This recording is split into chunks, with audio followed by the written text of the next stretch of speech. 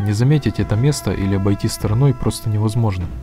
Каждый киевлянин слышал о нем не раз, а каким количеством историй и загадок кишит здесь каждый закоулок, не знает никто. Байкова гора – одно из самых таинственных мест Киева с гигантским кладбищем и крематорием. А на склонах горы рука об руку с памятными плитами и оградками даже живут люди. Здесь находятся старинные поселения, где чудом уцелели узкие извилистые проезды, окна с деревянными ставнями и нетронутые человеком заросли. Так что предлагаю в этом выпуске вместе с нами погрузиться в атмосферу этого удивительного места.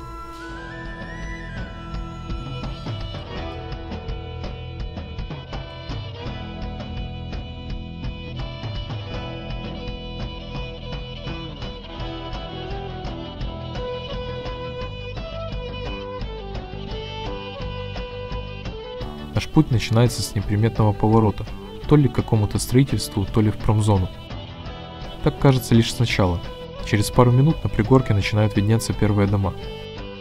Это место называется Забайковье. В древности у подножия горы, возле реки Лыбедь, существовал небольшой хутор, который назывался как и речка – Лыбедь. Но в 1831 году гору вместе с хутором выкупил генерал-майор и участник французско-российской войны Сергей Васильевич Байков, после чего место и стали называть Байковым хутором или Байковым гаем. Буквально сразу же, в 1834 году, возле хутора было создано кладбище, которое тоже окрестили Байковым. Хутор продолжал существование до конца 19 века, а роща возле него служила местом для народных гуляний. Но земля была передана инженерно-военному ведомству, и на месте хутора вырос военно-сухарный завод. Но жизнь на Байковой горе на этом не закончилась. Поскольку часть земель на горе были во владениях у Киево-Зверинецкой церкви, церковь начала сдавать в аренду необжитую землю мещанам, отставным солдатам и селянам под застройку.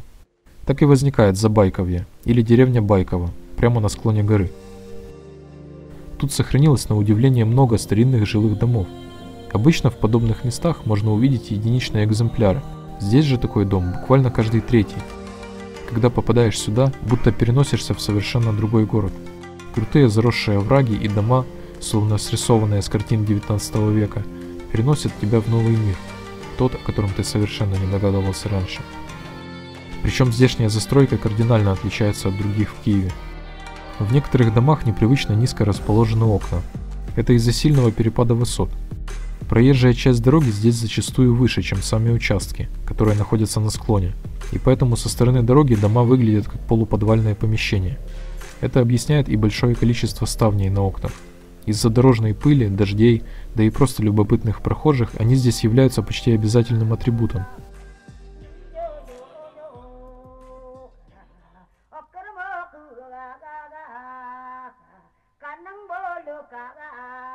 Кроме того, сохранилась масса деревянных заборов, табличек с названием улиц и пару двух- и одноэтажных кирпичных дореволюционных домов. Так что для ценителей старой архитектуры Забайковье – это просто кладезь живых образцов той эпохи. Настоящий музей под открытым небом.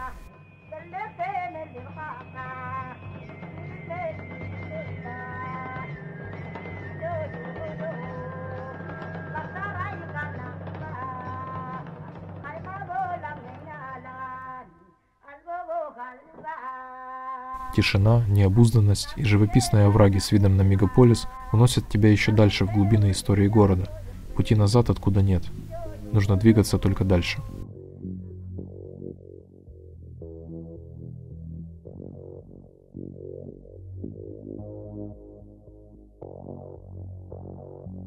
Одна из дорог выводит нас к кладбищу, на вершину Байковой горы. Улица Байковая, которая соединяет гору с остальным городом, делит кладбище на две части – новое и старое. Сейчас гора представляет из себя огромный некрополь, где только на 2001 год было зарегистрировано более 180 тысяч захоронений. Среди них масса знаменитостей и исторически значимых личностей. Завораживает и архитектура кладбища. По периметру всей проезжей части оно ограждено кирпичным забором рубинового цвета и имеет 4 больших входа, а именно старые, католические, лютеранские и православные ворота. Старые ворота, единственная ведущая на старую часть кладбища, выполнены в готическом стиле. Католические или польские ворота напоминают костел, на котором строго возвышается библейская цитата на латыни из книги «Апокалипсис». Лютеранские, они же немецкие, имеют черты, схожие с кирхой, лютеранским храмом. Православные же ворота являются целым двухэтажным помещением, имеют светлый цвет и более плавные формы.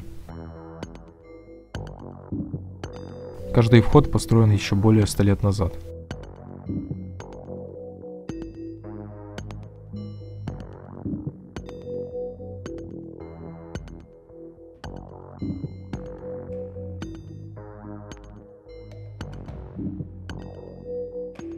Первым делом было решено попасть на старую часть кладбища. Тут находятся старые польские и немецкие захоронения, которые контролируют общины поляков и немцев Киева.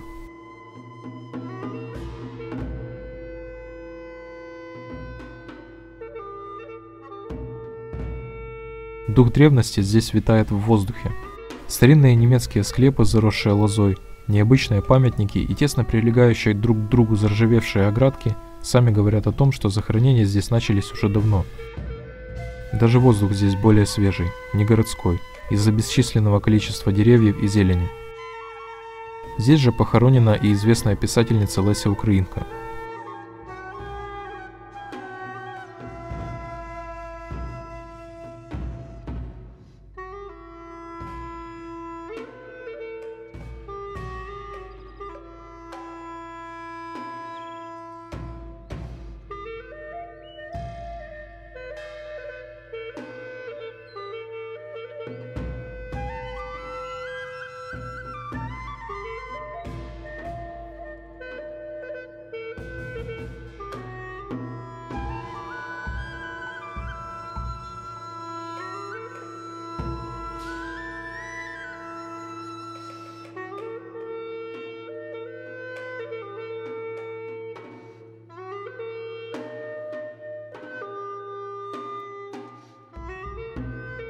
Самая крупная и выдающаяся здесь постройка – это мавзолей Витте на старом немецком кладбище.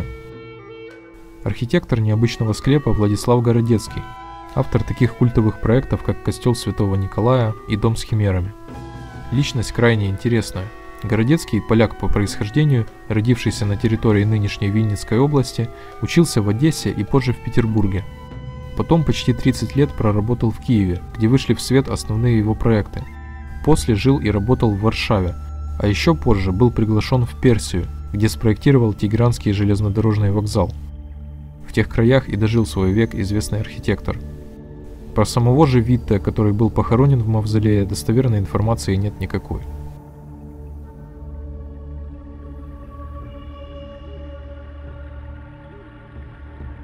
В конце Байковой улицы уже виднеются необычные сооружения. Своей инопланетной архитектурой Киевский крематорий обязан советским архитекторам Аврааму Милецкому, Владимиру Мельниченко и Аде Рыбачук. Построено здание в 1975 году. Основные сооружения крематория, выполненные в стиле советского модернизма, это две железобетонные раковины, в каждой из которых находится зал прощания. Двери крематория, словно портал в другой мир, рядом с которыми царит лишь тишина.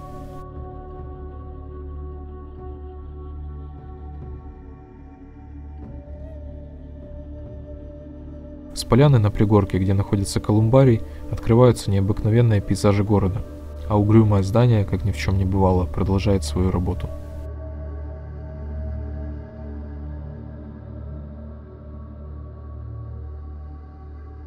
Вдоль колумбария простирается огромная бетонная стена. Удивительно, но на самом деле стена тоже непростая. Вместе с постройкой крематория художникам Аде Рыбачук и Владимиру Мельниченко предстояло создать грандиозный проект – громадную стену-барельеф на тему жизни и смерти, а бетонный ров под ней наполнить водой. Стена памяти создавалась из металлических форм, которые заливались бетоном, и вмещала в себя массу композиций.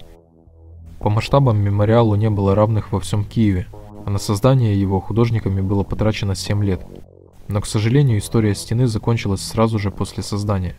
Как только работа достигла полной готовности, в 1981 и 1982 годах советские власти приказали строительство прекратить, а весь эпический барельеф замуровать в бетон.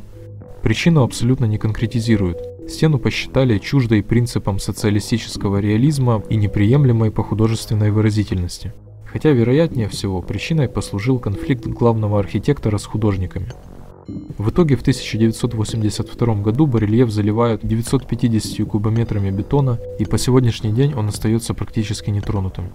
За исключением небольшой части мемориала, которую пытались восстановить пару лет назад. И поэтому до сих пор, а скорее всего уже и навсегда, бетонная глыба советского искусства остается закрытой от глаз каждого.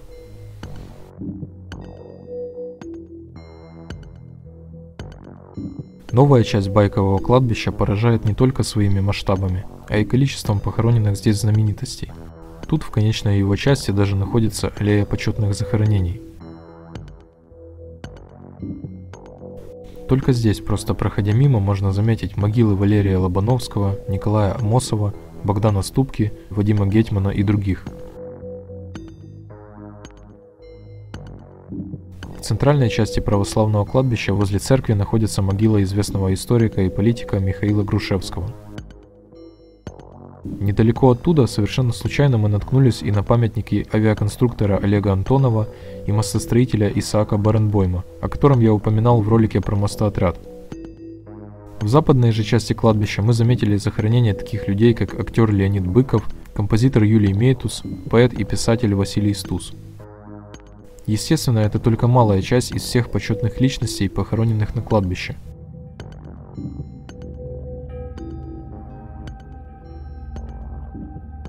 Это место словно другая вселенная, где правит природа и покой. Древние, некоторые уже полностью заросшие фамильные склепы восхищают своей самобытностью, и ни один невозможно просто пройти мимо. Где-то бросаются в глаза изящные узоры, где-то колонны и купола, а некоторые постройки настолько старые, что со временем стали уже практически слитными со склоном. Многие из склепов являются настоящим архитектурным достоянием. Семейная усыпальница рода Тышевичей также, по слухам, спроектирована Городецким. Незаурядный склеп, выполненный в мавританском стиле, создавался для киевского врача-психиатра Александра Тышевича и его жены Марии, которые жили в начале 20 века. Еще один большой мавзолей возле церкви, где покоится неизвестный, также считается делом рук Городецкого.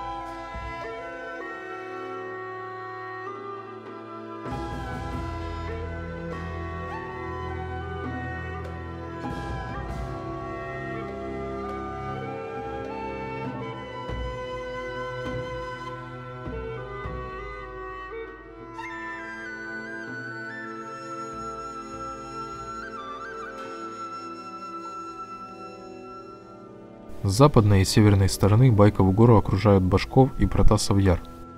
К урочищу Башков Яр можно попасть с кладбища, пройдя до конца по крайней дороге. Интересного ничего вы там не увидите, только горы мусора и стихийная гаражная застройка. Хотя природа и здесь берет верх над паразитированием человека. По виду с пригорка можно понять, как красиво и органично выглядел Башков Яр в древности. Название урочища сформировалось в конце 19 века от фамилии местного жителя – Божек или Башко. Также неподалеку находится одноименная улица – Башков Яр.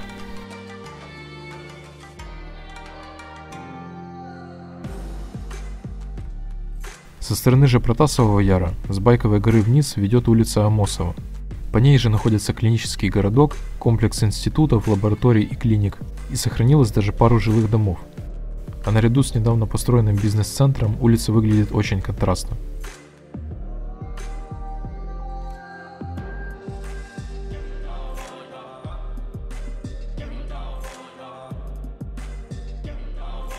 На этой горной улице уцелело даже одно деревянное здание конца 19-го, начала 20 века. Имеет дом один полноценный и один цокольный кирпичный этаж. А тому, как хорошо сохранилась деревянная резьба и все элементы вплоть до ливнеотводов, можно только удивляться.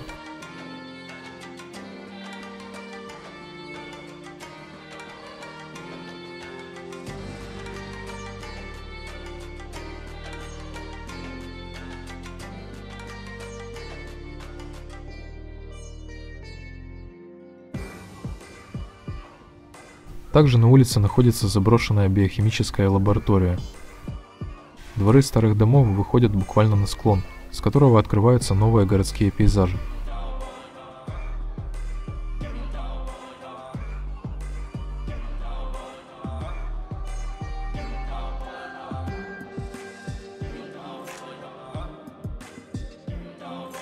В низовье так и течет летописная река, а Байкову гору изо дня в день посещают сотни и тысячи людей. Всю таинственную вершину окутывает скорбь и тишина. Это место, где людей провожают в последний путь. И пока старое становится легендой и уходит в небытие, где-то произрастает росток новой жизни.